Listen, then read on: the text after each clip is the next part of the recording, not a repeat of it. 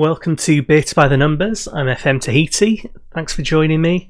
Thanks for watching any of this series. If you've been watching it, I know there's tons of content out there, so I do appreciate you spending your time on this. If you do like what I've been doing so far, please like and subscribe. If you're interested in what I'm going to be doing with the kind of FM Tahiti French Polynesian save, you can have a look at the FM19 stuff. And then when the beta's finished, we've got the editor, we'll be going straight into that. This series might continue, it just might be going on in the background with a few updates once we get to that stage, but that's the plan, to move on to the sort of Polynesian edited special database stuff, as well as maybe keeping this going and do some more of the stat stuff on this one. That's enough of that. In this episode, what we're going to do is we're going to play one match. It's going to be our opener in the Bluefin Sport Premier Intermediate League, which is a horrible mouthful. We're playing Banbridge. Now, Banbridge were sort of rated as being likely to be 11th or 12th, I think, in the league, and we were sort of rated as being 10th on that kind of pre-game prediction kind of thing. So what we're hoping is we'll be able to beat them. If we can't get points against Banbridge, then we may well be in trouble. I don't know what's going to happen here. We've played Distillery in the Cup already, and we played pretty well, but they snuck it on penalties, so we know we could probably steal some points here and there. I'm really reasonably hopeful we won't get relegated and then we'll be able to hopefully build for next season. But what we're going to do is we'll play this match, and then afterwards I'm going to look at some of the match analysis stuff that I'm going to be using, just to give you an idea of how I'm going to be using some of the numbers and data in there. So it might be a little bit shorter than normal, because hopefully everything's set up and ready to go and nobody's injured or anything horrible like that. No, we look good to go. It's pretty much the same team from the last match. I say pretty much, it is exactly the same team. Oh, 2 substitutes outside the match squad. They've only got 5. Well, that's a bit backwards, isn't it? Right, so we want... Let's get rid of Higginson. Let's get rid of Stewart. That'll do. Yeah, that'll have to cover it. Stewart costs us too much money per appearance anyway. And away we go. Nobody cares about what I had to say. I'm assuming you can see it on the recording. Ignore my creaky chair, by the way, if you can hear that. But some of the shadows seem to shake. That's already been reported. Not by me, by other people, so hopefully they'll fix that as a graphical issue. It is raining, which is what we like. Perfect conditions for hoofball. Managed to keep it on. McMaster did well there. And they're in the black and red, and we're obviously in the white and green hoops. Managed to save that one. Get rid of it, Warwick. They're a little bit too dangerous right now. There we go. Go long. Or through. Oh, Duff. Offside. Duff is a youngster though. He'll learn. Hopefully sooner rather than later. Murphy goes long. Target man Hughes knocks it down to Duff. Backwards and forwards between these two players forever, apparently. Hines gets it through to Warwick, crossed in. Hughes straight at the keeper. But reasonable. We waited until someone was free on their flank so we could cross it in. That'll do us. Long throw, Mullahand. Doesn't get past that first man, but you know, never mind. Hines across to Hughes, who's free, back in, and Duff. Duff should have scored that. It was a tap in, basically. Oh, apparently he was offside. Never mind then.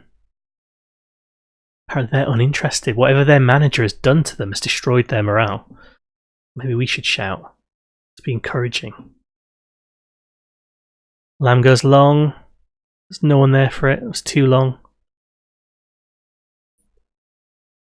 It's a bit back and forth, isn't it? There's no clear kind of team in the ascendancy or anything like that. Go on, Lamb. Go long again. Okay, right back will do it. Uses through, tap. Oh, just want him to tap it across. He's on support, he should have been kinder. Duff gets it back to Warwick. Warwick goes in. Keeper comes for it. Tactics seems to be working. We are relying on the flanks quite a bit. But to be honest, I just think it's because the players are still getting used to the tactic. It's working well enough from what I can see. We're not quite getting the movement, but that could just be a case of getting used to it. Maybe we need to change a few of the players around. Maybe our players just aren't very good at it. Oh, penalty. I saw him go down and I was hoping he was just going to carry on and we'd missed that. Okay. Oh, Nick Bater scored against us, scored against PSNI. Okay, they've scored. Christopher Watts. So like I said, we should really be beating them. That's what we're aiming for. We need to get some points against them if we want to have a good start here. To Mulholland. Goes long. Murphy, you going to go long? Relatively. Duff. Oh, smacks it across. Looked like it actually hit the post then, but... Right, and again, Duff will probably... Oh no, I was going to say Duff we're going to bring off at half time, but it looks like Hughes is a bit taking a knock. Let's carry on then for a bit. Passionate. Didn't do as well as you could have done. No one cares. Apart from one player. Come on. Plenty of time to get a goal back. We've not been playing that badly.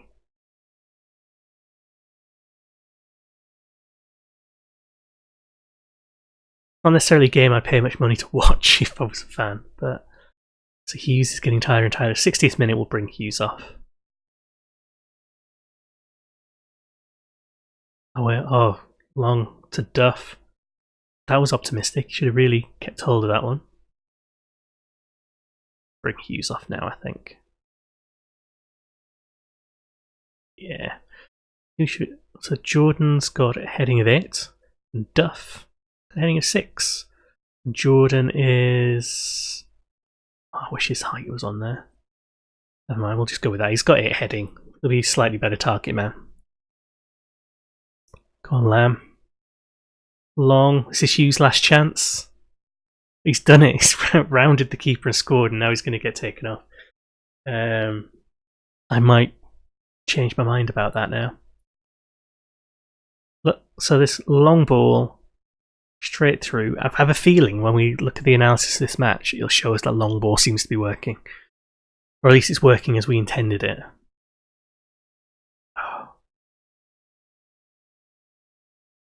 Oh, let's keep him on for... Oh, yeah, that's right. I cancelled, didn't I? Keep him on for a little bit longer after he scored that goal. He's getting tired though. Nothing's going on there. Let's change it now. Let's bring on Jordan. Let's bring on Manus on the right for Lamb. He's been getting involved, but apparently isn't getting involved in a particularly effective way. Save a substitute maybe for the last 10 minutes. Maybe bring Mitchell on. Or one of the Mitchells. I think we've got 2. Oh, Allison's through. Saved. We'd take a draw at this stage, just to get some points ticking over.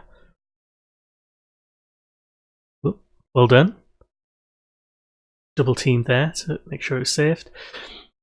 Remember, the board are expecting us to fight against relegation, and the 5-year plan is based on us succeeding. So it doesn't matter whether we finish essentially 11th, or whether we finish in the top half, or whatever, as long as we just survive this season. Lynch through to Warwick. Oh, almost. Let's bring on one of the Mitchells. Bring on Mitchell for Lynch there. It's just been a bit quiet. They're frustrated. Good. My team do not care. Shouts. Concentrate. Ah. Overwhelmed the right back there. 1-1. We'll take that. So 10 shots there. 7. 50-50. More fouls from us. No yellow cards though, interestingly. Unlucky boys. We were the better side, I think, in the end. So there we go. It gives us 1 match, 1 point. That is fine. But let's have a look at the analysis stuff. So you've got the stats here. You've got match stats, which we've seen, which doesn't tell us a great deal more than what we've already got. It's not telling us a great deal about the kind of overall style of play. We've got player ratings we know about. We've got the Celtic stats like this, which they're interesting. I quite like the way they're presented, but again, you can break this down into different things. Set pieces, how many taken, so as you can see, our right and left back are the ones doing most of that work. Got the reports, which should auto-generate now, which I shouldn't really press because I don't want to generate the report. Yeah, my bad. Formation stuff. So in the stats bit, generally, in this menu, there isn't much I would use. Apart from maybe my clicks going wild. Looking at the actual team stats and maybe looking at some of the sub-menus in there if I wanted to look at certain conversion rates, stuff like that. But actually what I'm going to do, go to the analysis tab. First of all, you got the heat maps. And again, I can't really statistically analyse these, but they are interesting. Other than that, we've got the summary stuff, which isn't really adding a great deal that we can't get from a different bit. And then you've got the teams one. And we'll come back to the teams one in a second. You've got the players one. So you can see what sort of individual players were doing shot-wise, I think. So he's got shots on, so you can see how many goals, shots missed target, shots hit the woodwork, shots saved, shots blocked. This is quite useful when you're trying to analyse how wasteful teams are being. It's better off for your strikers. It's not useful for the rest of your team. There's things like TJ Hughes, 2 shots saved, and 1 shot that missed, and then he had his goal as well, which you can see behind there. So he's not getting his shots blocked, he's getting in the position, he's just getting them saved, or he's just missing them. So it's useful in that sense. But you can do it for lots of these other things. Aerial challenges, headers won, headers lost, headers missed, and key headers and things like that. So there's a lot of different stats and things in here. So heat map information, you tick on there, you can see where they are. So this is quite useful. So for Hughes, let's have a look at Hughes.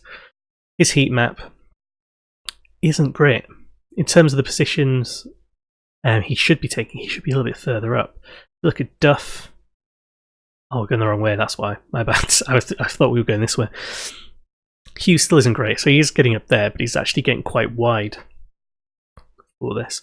If we bring up Duff, then Duff again, they're both quite wide. They're not as central as they could be. It's something I'm going to need to keep an eye on. Jordan, when he came on, was getting a little bit more central, but it's actually quite hard to see, isn't it, on the heat map. Average position, you can also click overall average position with the ball, average position without the ball, so you can look at it this way instead. So you can see that actually their average position with it's quite far back from goal. It's not great positioning currently of either of them. Again, this is just average positions. What matters is where they're getting into sort of position for their shots and things like that. So we don't really want the player analysis for that. We don't really want the shot one, because the shot one is just telling you shots and goals, but this is obviously the goal frame. So you can see how clustered the shots are by certain individuals. This doesn't tell you anything about where the passes were coming from or where they received them and things like that. So we need to go back to the teams one. And this is where if we go into the passes, make sure it's just Belfast Celtic, this is where we can see a lot of the interesting stuff. So the assist for a 1 goal, that is route 1. We noticed that in the match, but if that 1 assist there, that is route 1.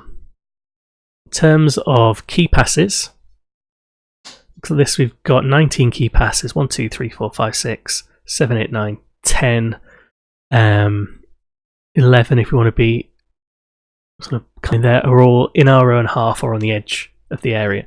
And then you've got 1, 2, 3 who are kind of deep in the opposition half there. And there's only a few further on in terms of key passes there. When you have passes received and just passes completed on, it's actually not that helpful. Just because there's so many going on that it gets quite difficult. This is where you want to go to the player one and start breaking it down, their passes. But generally what we're seeing is there are a lot of passes from this half that are quite key. A lot of important ones. So key passes are ones that lead to some kind of chance, not necessarily a shot or a goal, but some kind of chance. And we put the assist in there as well. You can see the assist is this one. So we're hitting the brief for those kind of passes. And you can do the same with crosses if you want. Where they're coming from, I need to switch off the passes. Because otherwise it gets a bit messy, but sort of crosses complete.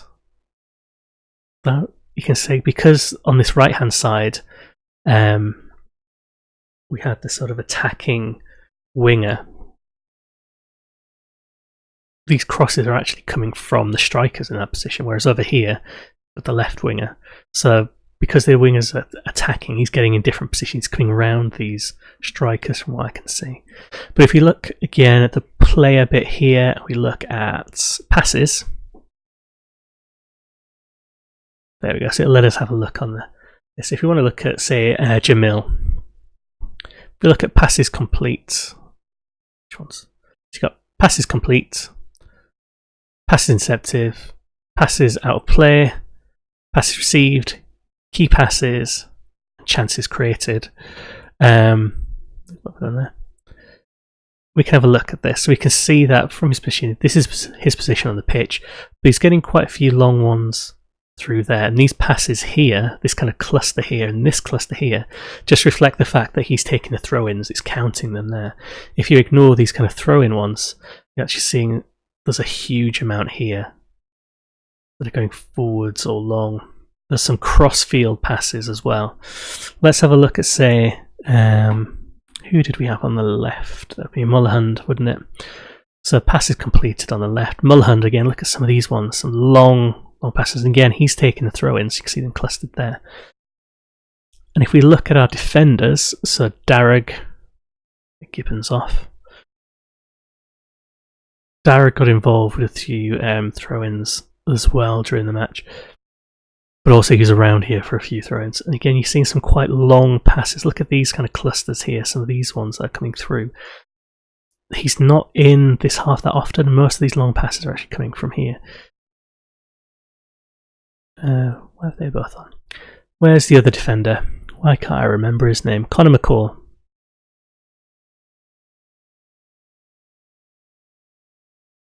These clear events. I don't know what was going on there. That's what it is. So let's have a look at Darragh again, just because I'd play a 3 still on as well. So you can see actually, yeah, reasonably long passes. Not as many passes, but some reasonably long ones. And then we've got Conor McCall, a couple of longer passes. He's not. So for me, in the analysis wise, I think my left back and my right back are playing the right amount of long passes, but my centre backs could be passing a few more. They could be doing a few more long balls, but we'll see how that sort of progresses as the other matches go on. And one thing I want to do, and one thing I want to show you and just talk to you about before I end the video, because I have gone on for a little bit longer than I planned now. That's generally how my videos go, is talk about X goals. So one of the things I'm going to be doing is looking at X goals, expected goals, XG. And this involves, if you read my article and Dictate the Game, there's a kind of breakdown of it, but essentially you can create a grid across here and split this grid into different sections. And from splitting into the sections, you can work out which of these shots you'd expect to be a goal, or which ones have got a better chance of being a goal, and then work out what your expected goals should have been from that particular match, from these situations. So shots right in front of the goal like this one generally have a higher chance of being scored than ones that are over here, slightly wider, or ones that are further out. And again, if it's more central, it's better than something that's further out. If it's from a through ball, it tends to be better than one where they've got lots of defenders in front of the way and so on. But what we can do is we can actually work out in FM what the XG for each of these situations is. If you've got a shot in this sector here, this little square, what would you expect in terms of chances of it going in? How many times out of 10 is that shot from that location going to go in? And you can work out whether you're under or overperforming in terms of your expected goals, but also you can work out whether you're producing enough. So one of the things I mentioned in the article for Dictate the Game is the fact that last season, when Huddersfield were relegated from the Premiership, they were averaging 0.88 XG per game. They were averaging less than one expected goal game, which is relegation. But it's something we can look at for ours. When we've had a few more games, we can work out, well, actually, what is our XG? What should we be doing? Are we producing enough good quality chances? And if we're not, then we can make changes. So thanks very much for watching. Next episode, we'll probably go on to... probably we might play Larne Olympic. We'll play the cup match I'll probably come back for that. Thanks very much for watching, and I'll see you in the next episode.